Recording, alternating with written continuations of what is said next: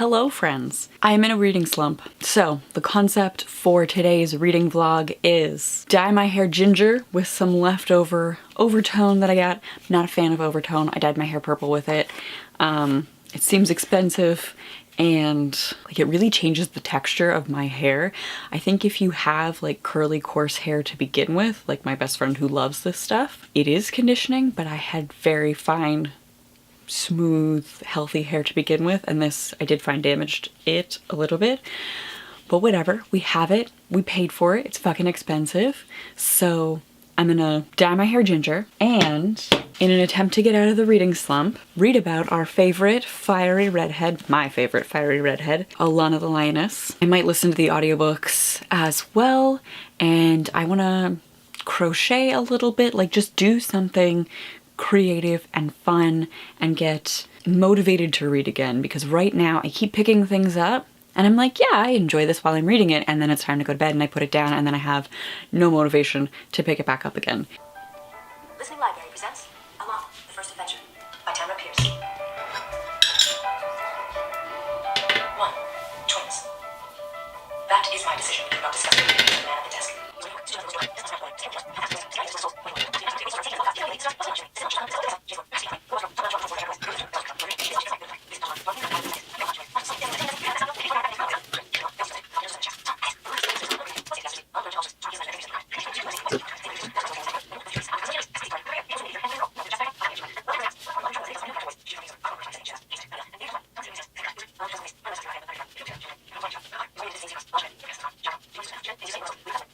Hello! It is several hours later. I have just finished Alana the First Adventure. I was listening to the audiobook while I worked on my little crochet character here. I decided to scrap her hair and go with a, I don't know, like a bucket almost. And I also scrapped the French knot eyes and instead painted little plastic emigrami eyes purple. So I just have to do some arms, maybe boots. I'm debating boots, little brown booties, and she'll be done and we can start on Faithful. I do want to give her a little animal companion, and I think I would rather go Faithful over Moonlight, because I think Horse would just be like a hot mess. I'm just using a bunch of scrap yarn as like an experiment to make these little dolls, and this is recycled from, or repurposed. This was wrapped around a roll of chicken wire that we bought for the garden and I kept for crafting, so that's what I'm using to make her knees bendy. Thoughts on the first book. The events of this book always happen much faster than I remember. Like, so much happens in the book. She comes to the palace, you blink, it's the sweating sickness, you blink, it's the old one's ruins getting lightning, you blink, and the book is over. And I always forget how fast-paced this first book is specifically. Like, I think they slowed down a little bit with each book. Like, it's almost like you have to rush through her being a child to get to her doing cool things as an adult knight. So I thought that was interesting. I'm debating filming like top-down tutorials and like giving out a pattern, because there isn't enough Tamora Pierce merch. So if I make a pattern and you know what I mean? So this is my experimental doll. And so I'm gonna do the hands next. I have this they probably both look white on camera. I have an off-white and a white. So an off-white for Alana's skin and a white for the sleeves of her shirt that she's wearing under her tunic. I know that like they describe the gold and red of the royal uniform in like every book, but to say it's not a great look, but I decided to go for like the mentioned uniform that everybody gets excited about, looking very regal, because like the Alana in the other books they put in blue, which I think is more aesthetic. But it's not as exciting. It's not the palace uniform, right? She's just in like random people clothes. I'm gonna finish up Alana. We're gonna start book 2, In the Hand of the Goddess. Good morning, Editing Emily here. So something that I'm realizing about this vlog is that I didn't really talk about the Alana book at all. Anything that I noticed in the Alana book, it was just sort of like, it was fast-paced, and then I moved on to the next book. So earlier this year I actually filmed a reading vlog entirely devoted to Alana. I think I'm going to publish both of them right now. So at this point, if you are interested in my thoughts on Alana, I am going to link that in the cards. So you're about to see May 2021 Emily. Prince Jonathan is so commanding. He's like 12 or 13. As a very young person, he is very clear that he wants people to respect his royal privilege. When Rowland is beating up Alan, John asks, "What is this?" The young male voice was clear and forceful, and it causes Rowland to freeze. Also, I think we just have to give like a round of applause to Coram for adjusting so quickly to Alan's new pronouns and new name. All right, so let's talk about the language that Mrs. Cooper uses in this scene where she's talking about menstruation. And it's very much, I think, a product of 1983 when this was published. The language here leaves no room for trans folks. Not all women menstruate, but Mrs. Cooper calls it a woman's monthly cycle. We could have, just with a tweak of a few things, like the fertility cycle, just the monthly cycle, your monthly cycle. And then on the next page, Alana's like, well, I want to change it. I won't put up with this. And Mrs. Cooper says, quote, "You're a female child. No matter what clothing you wear, you must become accustomed to that." And Alana demands, "Why? I have the gift, I'll change it." Mrs. Cooper goes, "Nonsense. You cannot use your gift to change what the gods have willed for you, and it would be foolish to try." But why not? Like 1 page later, Mrs. Cooper gives Alana magical birth control. It's a necklace that is a magical equivalent to hormonal birth control. Why not magical HRT? Right? Like, it's magic. There's already magic. Good morning, friends. It is Monday, December 5th. We just got back from the gym. We're just in time. I have 6 minutes until work starts, but I wanted to take those 6 minutes to update you on what I accomplished last night. I finished In the Hand of the Goddess, the second book in the Alana series. Things to note in this book: the relationships with men and Alana are not great. First of all, we have Alana and John. So John is several years older than Alana, the prince, and her knight master. And they have this sexual relationship eventually in the book. And just the way that John gets mad at her for talking to women, even though she's not interested in women, but like it's polite and like socially acceptable for like young men at parties to talk to women at parties, and like he gets like really possessive of her, but then also like flirts with women, dances with women as a prince who obviously socially shouldn't be into his squire, even though we know that gay is okay. And then also there's George, who is again an adult. She's 15. It's established that she's 15. Again, he is somebody that she's looked up to as a mentor, as a teacher. He kisses her when she has her arms full. Like, he likes her. He really likes her. He talks about like, oh, well, one day you're gonna have to tell people and be a woman, and I'm waiting around for my love to come out as a woman, I guess, and to be openly a woman and acceptable to date. Which, first of all, like within the fantasy space is interesting that it's like, he's like, I'm waiting for you to be a woman. Like, we can't just be seen in public together and romantic together. Like, in both cases, that it wouldn't do for people to suspect that Squire Alan and John are sleeping together. To finish that thought, the relationship with George, where he makes sure that her arms are full of something so that she can't like defend herself and be like, hey, what are you doing?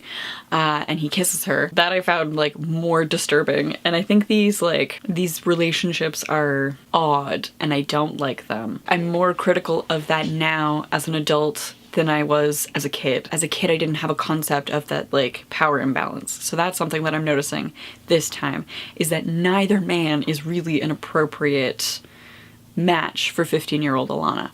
The other thing that I'm noticing is I can see why a lot of people have picked this up as a queer narrative and see themselves represented in this as a queer narrative. Just some of the situations where Alana's like, hey, I've been living as Alan for, I don't know, 8 years. I would really like to, like, I identify as a woman. One day I would like to live as a woman. So Mistress Cooper, can you teach me how to wear a dress, how to put on makeup, how to style my hair? That interest in expressing her gender. I think the girl masquerades as a boy to get the job she wants narrative is of its time, but I can also see how there is space for fan fiction for seeing lots of different identities represented in this text, which I liked. Oh yeah, if you're watching this and you haven't taken your medication today, join me.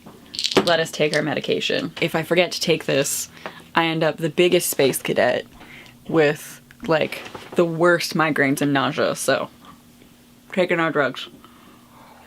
And if you don't have to take drugs, have a sip of water or something. I'm about to move on to The Woman Who Rides Like a Man. This is a book that I don't love. This is always a book that I skipped. I, historically, throughout my life, read and reread Alana over and over again, like get to the end, start back at the beginning sort of reader of this text. More infrequently, I would do 1, 2, 4, because I like 4. I, even as a kid, was put off by Woman Who Rides Like a Man, and as an adult, I see a lot of issues with colonization, just in what I remember from this text, but it's been a while since I've reread the whole series, so I'm interested to see how I feel about that today. I also, so my Alana doll is mostly done. I might add some little details to her later, but she's my prototype doll, and I am working on her companion, Faithful. It's not gonna focus on that, is it? I painted the little black amigurumi eyes purple, and I put a layer of Mod Podge on them so that they pop for this black cat, and so they're gonna be their little companions. Do you want to come say hi? Come here!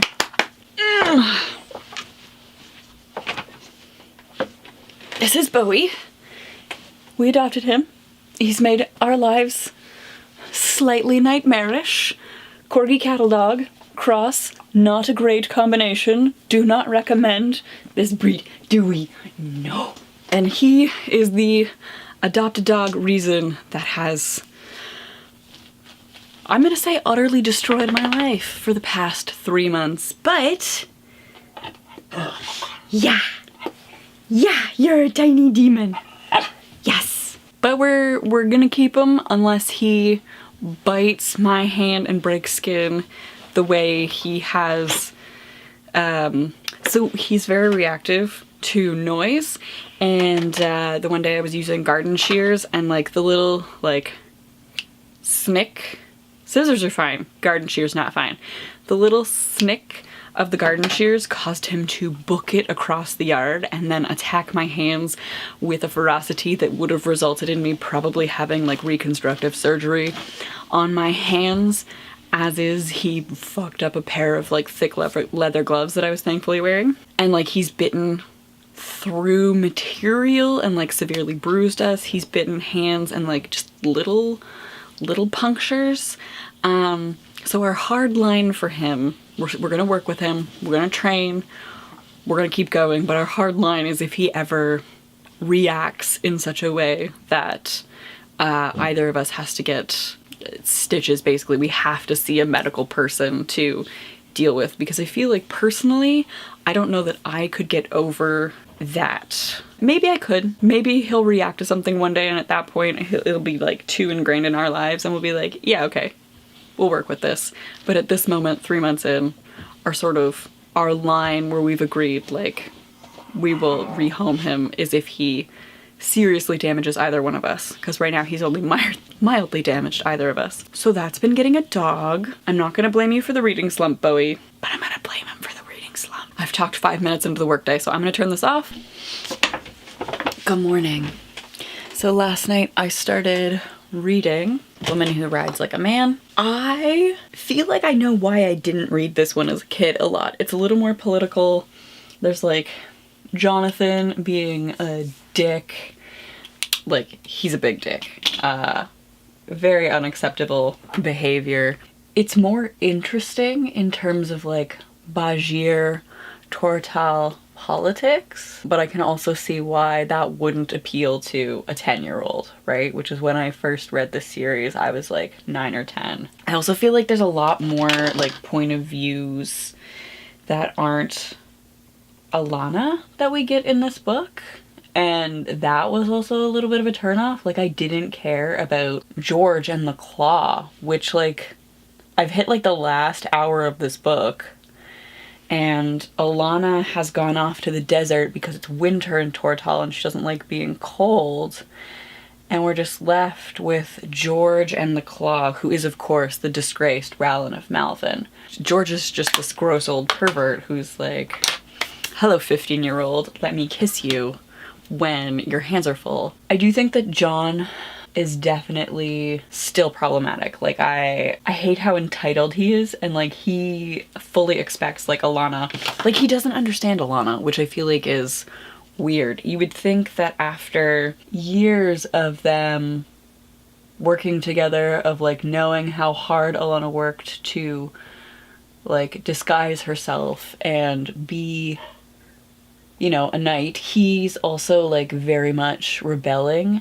He's like, oh, I have to be a king and stuff. How gross is all of this, like, social responsibility? Like, he more than anyone should know that being royal has its obligations, and one of those would be to produce an heir, and like he just so selfishly can't see that Alana wouldn't want to do that. And it's infuriating to watch. It's almost incongruous with his character that like he wouldn't understand why Alana wouldn't want to marry him or shouldn't marry him, right? Like, he's so focused on duty, he's so focused on becoming the voice of the tribes, and yet he's like, oh yeah, she'll obviously give all of this up for me. He's so focused on doing things to be a good ruler. Like, he becomes the voice of the tribes to unite the Bajir people with the Tortalan conquerors, which we can talk about in a minute as well. Like, that's a gross plot line, that like he fully conquers the Bajir people in a way his father couldn't, because he joins with them through this like ancient blood magic and becomes one with the people. There's so much happening in this book. I think as an adult reader, this is by far the most interesting text. Okay, good morning. It's been several days. I have finished Woman Who Rides Like a Man. Also, Bosef is chewing on something disgusting, so he's happy.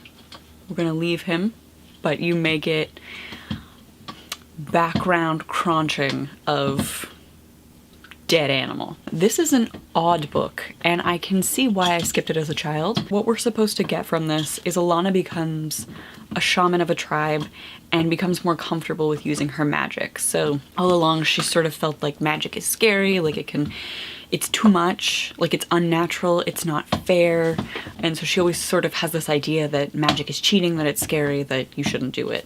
And this book gives her the opportunity to teach magic and become more comfortable using it casually. I think it's good for her in terms of her character development. Things that are weird about this book, however. Jonathan becomes the voice of the tribe. It is the voice of the tribe's idea. Tortal conquered the Bajir tribes and has been attempting to colonize the land, assimilate the tribes into Tortalan society, and the Bajir have, for the most part, largely resisted. Like, there's a huge group of tribes that have not bowed the knee. There is this sort of connected with the land tribal magic that allows them to all commune as one through the voice, and they all sort of, I imagine it kind of like Borg-like, like they connect mentally, they stay together as a group because of this connecting through the voice every day. Jonathan, the white colonizer, the Tortalan ruler, comes to the desert. He becomes the voice of the tribe, and at this point the Bajir are now fully colonized. They are fully integrated into Tortalan society because this tribal magic, it doesn't allow you to go against the voice of the tribe. The voice of the tribe is sort of positioned in such a way that they will always act in the best interest of the people, and you can't disobey the voice. and now the white colonizer is the voice. And after this point, like in Lioness Rampant, we now see the Bajir are more fully integrated into Tortalan society. Like we actually see them in Tortal with Miles. That's a bizarre idea. That's just something that I find bizarre, that Child Emily wouldn't have noticed. The other thing that I'm noticing is that Jonathan is a huge piece of shit. I think I talked about this in the last clip, but like the arrogance, like that he would show up in the desert, propose to Alanna, and then without her saying yes or no, like this is a huge responsibility to marry into the royal family to become queen. And he just assumes that he will not be denied this, that like what John wants, John gets. And when he becomes the voice, he's like, all right, now I'm the voice, I'm gonna head back to chorus. He just packs up Alanna's stuff. And he's like, he doesn't even tell her like, oh, I'm planning on leaving today, like I have to go home to be like a prince and like do royal shit. He just assumes that she will say yes, that his proposal was like just a polite formality, that she was going to be his wife. The arrogance in that is infuriating. Then the end of this book takes a weird turn where we're following like George and his difficulties with a challenging rogue. The claw starts coming in and there's like weird thiefly stuff. This book feels very disjointed, but also perhaps the most interesting. Like, and it's all the peripheral stuff that I find more interesting than the main characters. Like Alanna sort of accidentally starts a Bajir magical school. Like there's a desert magical school that the voice of the tribe before he passes away talks about how, because he has sort of the gift of prophecy, he says this will be the like one of the biggest schools, like everybody will want to come to this school and study magic here. I would love to know more about the magic school. I just want more about the magic school. Then I started Lioness Rampant, and I'm almost done Lioness Rampant, and this is another book that is a little bit of a hot mess. I think there's a lot happening and a lot of shifting perspectives, and so I can see why as a kid I would skip these two books, because I cared about Alanna and these want me to care about other characters more, and I almost want either more of those perspectives all along or none of them now by the end of the series, right? Lioness Rampant, Alanna is on this quest to find the Dominion Jewel. It's this mythical object of legend that will bring like glory and prosperity to any ruler who possesses it. And so Alanna is traveling to the roof of the world to get this object for John. She starts fucking a Shang warrior named Liam the dragon who is afraid of magic, and she is gifted. So like right away, big red flag. You probably shouldn't date someone who has a phobia of something at the core of your being, like that makes up you as a human. First of all, he's fucking old. I realized that 34 is not old, but as a 29-year-old lady, so almost in my 30s, I cannot imagine being remotely interested in a person who is just out of high school. And like, that is literally what Alanna is. She is fresh out of night school, adulting for the first time, a real adult who has been adulting for over a decade, is interested in her sexually. And like that's what I mean when I say that Liam is fucking old. He talks about how he has been a Shang warrior for 30 years. The Shang warriors took him, like adopted him at the age of 4, and he's been working on this like craft for 30 years. So he's 34 and she's like, I don't know, 18, 19? So huge power difference.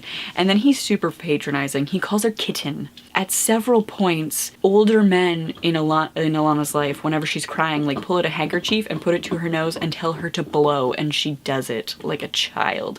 And like, I'm so sick of the men around Alanna treating her like a child. Also, there are discussions about like, your lioness. Various men talk about how like, oh, like your lioness, like they own her, and it's just infuriating. We get to meet Cait, which is great. I feel like in part listening to the audiobooks has shaped my interaction with like the race politics that are happening here, because the narrator has given, like has assigned real world accents to fantasy races in the book.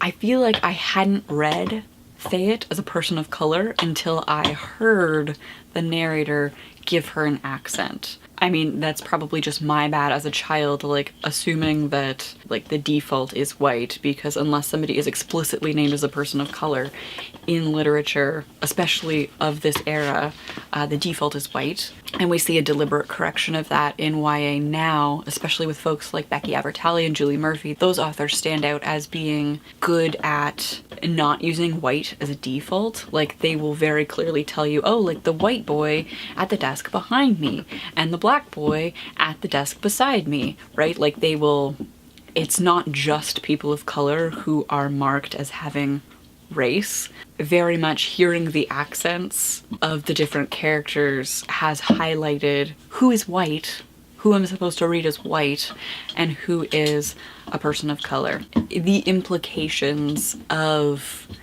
applying real world accents to fantasy politics, to fantasy critiques of race, it's doing interesting things in my brain. Like, we're clearly supposed to read the Bajir as Muslim. All of the women are veiled.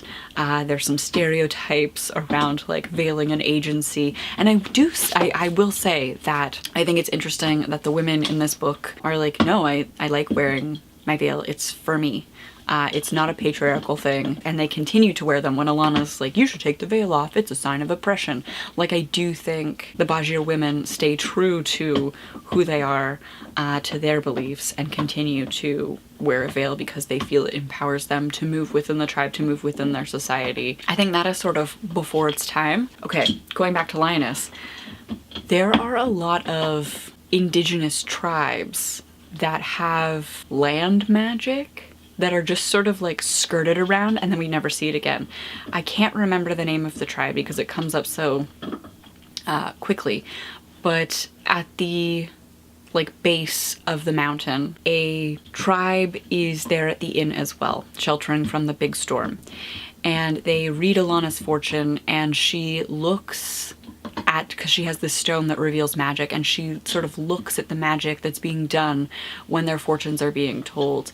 And it's more elemental. It's described as more connected to the land, the way the Bajir is. So there's some sort of like difference between this tribal natural magic of the Bajir and like the other tribes that Alana sort of encounters in Tortal, wild magic that we'll encounter in the next series with Dane, and then like the gift. Like, white people seem to have the gift. People of color have elemental magic, which I think is worth thinking about. I don't entirely know what to do with it. My goal is to finish Lioness Rampant. Shit's getting weird. We've a sorcerer back from the dead. To be honest, I know how this ends in like the loosest sense. The specifics are blurry because, again, I did not enjoy these two as a kid, so some of this stuff is like, oh yeah, every time I encounter like a certain plot point, I'm like, oh yeah, I totally forgot about that. So it's almost like rediscovering this fantasy series that I have had in my life since I was like 9 or 10. Good evening, friends. Let's make sure the mic is on. Yes. Okay. So I finished the 4th book in the Song of the Lioness series, and I have thoughts. While it is empowering and subversive for a young woman in a young adult text to have the sexual agency that Alana has in this series, I hate all of the options. We talked about John earlier today. We talked about Liam. Spoiler, she settles for George. George at least is like, oh, you're gonna be my wife and have babies? She's like, yeah, I guess. And he's like, okay, I'll go adventuring with you in between having babies. I guess they compromise, kind of. Like, he doesn't want her to give up everything that she's worked for. So, you know, he's like the least terrible option. I can't remember if this is like fan theory or if Tamora Pierce has confirmed this, but like Tom and Roger are gay for each other, right? Like that could be the only logical reason for Tom feeling motivated to bring Roger back from the grave, right? He was confirmed terrible, wanted to murder your sister and all of her friends. So the only reason for bringing him back, other than like the ego boost that like to prove that he can do it, would be that they were lovers, right? The ending of this book is odd. The ending of this series is odd. There are a lot of like bits and pieces of larger world building that I find interesting as an adult, as a critical reader. I have a lot of questions about the magical university, the magical education systems. I have questions about the tribes people that are introduced, the Bajir, the Kumari, whatever tribe that Buri is a part of. There are like these 3 tribal groups, and there's this throwaway line about how like through the research that we're doing, somebody has discovered that maybe these 3 tribes are all from one race. And there's just sort of this like throwaway like, all of these indigenous tribes that are more connected with the land, with the type of magic that they have, are maybe all related. Understanding that our heroes are part of a colonial nation, like we are rooting for the colonizers